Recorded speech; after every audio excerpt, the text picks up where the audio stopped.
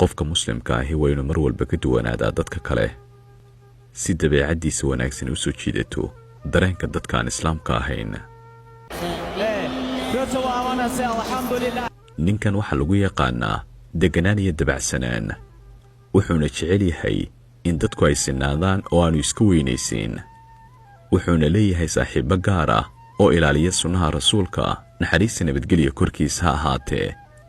isaguna xoogga ma saaro siduu u yeelan lahaa gawaadhi qaali ah iyo diyaarado khaas ah, umana noola sida ay kuwa feedhyahanka ahi u nool yihiin. wuxuuna adeegsadaa gaadiidka ay shacabku leeyihiin, oo hore ayuu u sheegay lacagtiisa inaan u adeegsanayn ka badbadin iyo waxaan loo baahnayn.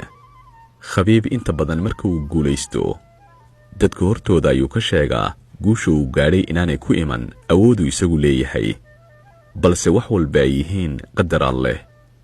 wuxuuna muujiyaa xidhiirka xooggan ee uu leeyahay alle subxaana wa tacaala.